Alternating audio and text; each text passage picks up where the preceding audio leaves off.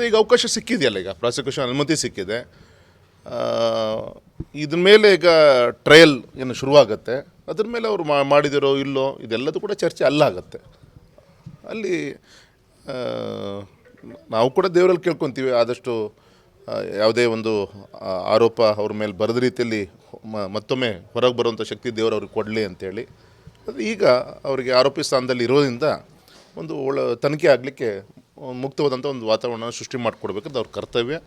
ಅದಕ್ಕೆ ಕೈ ಜೋಡಿಸ್ತಾರೆ ಗೌರವಾನ್ವಿತ ಸಿದ್ದರಾಮಯ್ಯನವರು ಅಂತ ನಂಗೆ ವಿಶ್ವಾಸ ಇದೆ. ಎಸ್, ರಾಜೀನಾಮೆ ಕೊಟ್ಟು ತನಿಖೆಗೆ ಅವಕಾಶವನ್ನು ಸಹಕಾರವನ್ನು ಕೊಡಬೇಕು ಸರ್. ಒಂದು ನಿನ್ನೆಗೆ ನಮ್ಮ ಶಿವಮೊಗ್ಗದ ಏರೋಡ್ರಮ್ಗೆ 1 ತಿಂಗಳಿಗೆ ಮಾತ್ರ ಲೈಸೆನ್ಸ್ ರಿನ್ಯೂವಲ್ ಆಗಿತ್ತು.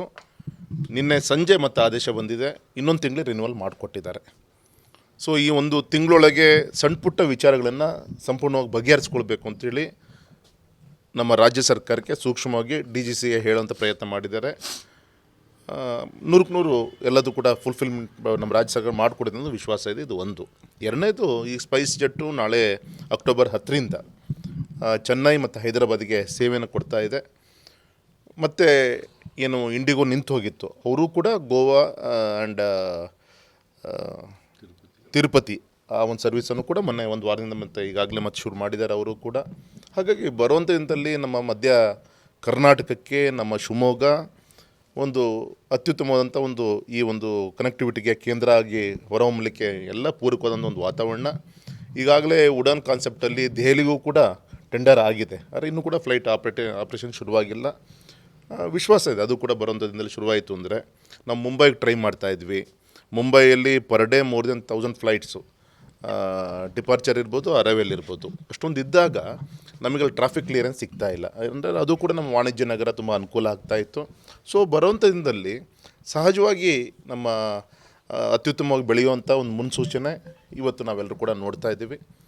ಇದರಿಂದ ನಮ್ಮ ಶಿವಮೊಗ್ಗ, ನಮ್ಮ ಮಧ್ಯ ಕರ್ನಾಟಕದ ವಾಣಿಜ್ಯ ಇರ್ಬೋದು, ವ್ಯಾಪಾರಗಳಿರ್ಬೋದು, ಉದ್ಯೋಗ ಇರ್ಬೋದು, ಟೂರಿಸಮ್ ರಿಲೇಟೆಡ್ ಇರ್ಬೋದು, ಪೂರಕವಾದಂಥ ಒಂದು ವಾತಾವರಣ ಸೃಷ್ಟಿಯಾಗಲಿಕ್ಕೆ ಈ ಒಂದು ವಿಮಾನ ನಿಲ್ದಾಣದಿಂದ ಸಾಕಷ್ಟು ಅನುಕೂಲ ಆಗುತ್ತೆ. ಅದು ಸನ್ಮಾನ್ಯ ಶ್ರೀ ಯಡಿಯೂರಪ್ಪನವರ ಕನಸು, ಅದು ಜಾರಿ ಆಗ್ತಿದೆ ಅನ್ನೋದು ಒಂದು ಹೆಮ್ಮೆ ನಮಗೆಲ್ಲರೂ ಕೂಡ. Thank you. ಈಗಾಗಲೇ ಮುಖ್ಯಮಂತ್ರಿಗಳ ವಿರುದ್ಧ ಪ್ರಾಸಿಕ್ಯೂಷನ್ಗೆ ನ್ಯಾಯಾಲಯ ಈಗಾಗಲೇ ಒಪ್ಪಿಗೆಯನ್ನು ಕೊಟ್ಟಿದೆ. ಹಾಗಾಗಿ ಗೌರವಾನ್ವಿತ ಮುಖ್ಯಮಂತ್ರಿಗಳು ಸುದೀರ್ಘವಾಗಿ ಅನೇಕ ವರ್ಷಗಳಿಂದ ಈ ರಾಜಕೀಯ ಕ್ಷೇತ್ರದಲ್ಲಿ ಕೆಲಸ ಮಾಡಿಕೊಂಡಂಥ ಹಿರಿಯರಲ್ಲಿ ನನಗೂ ಕೂಡ ಅವ್ರ ಬಗ್ಗೆ ಗೌರವ ಇರುವಂಥ ಪಕ್ಷ ಯಾವುದೇ ಆಗಲಿ. ಆದರೆ ಕಾನೂನು ಎಲ್ಲರೂ ಕೂಡ ಒಂದೇ, ಸರ್ವೇ ಸಾಮಾನ್ಯ ವ್ಯಕ್ತಿಯು ಕೂಡ ಒಂದೇ. ಅದೇ ರಾಜಕೀಯ ಕ್ಷೇತ್ರದಲ್ಲಿ ಯಾವುದೇ ಎತ್ತರ ಸ್ಥಾನಮಾನದಲ್ಲಿದ್ದಂದರೂ ಕೂಡ ಕಾನೂನು ಒಂದೇ ಅಂಥೇಳಿ ಸ್ಪಷ್ಟವಾಗಿ ಹೈಕೋರ್ಟಿನ ಇವತ್ತಿನ ಒಂದು ಜಡ್ಜ್ಮೆಂಟಲ್ಲಿ ಸ್ಪಷ್ಟವಾಗಿ ಹೇಳುವಂಥ ಕೆಲಸ ಮಾಡಿದ್ದಾರೆ. ಹಾಗಾಗಿ ನೈತಿಕ ಹೊಣೆ ಹೊತ್ತು ಈಗಾಗಲೇ ಇದು ಆಟೋಮೆಟಿಕ್ಕಾಗಿ ಇದ್ರ ಮೇಲೆ FIR ರಿಜಿಸ್ಟರ್ ಆಗುತ್ತೆ. ಒಂದು ಒಳ್ಳೆ ರೀತಿಯಂಥ ಒಂದು ತನಿಖೆ ಆಗಬೇಕು ಅಂದರೆ ಅಲ್ಲಿ ಅವ್ರ ಮೇಲೆ ಸ್ವತಃ ಮುಖ್ಯಮಂತ್ರಿ ಮೇಲೆ ಆರೋಪ ಇರೋದ್ರಿಂದ ಅವರು ದೂರ ಉಳಿಬೇಕಾಗಿರೋದು ಕಾನೂನಿಗೆ ಕೊಡುವಂಥ ಒಂದು ಗೌರವ ಅಂತ ನಾನು ಅಂದ್ಕೊಂಡಿದ್ದೀನಿ. ಅದನ್ನು ಗೌರವಂತ ಮುಖ್ಯಮಂತ್ರಿಗಳು ಮಾಡ್ತಾರೆ ಅಂತ ನಂಗೆ ವಿಶ್ವಾಸ ಇದೆ.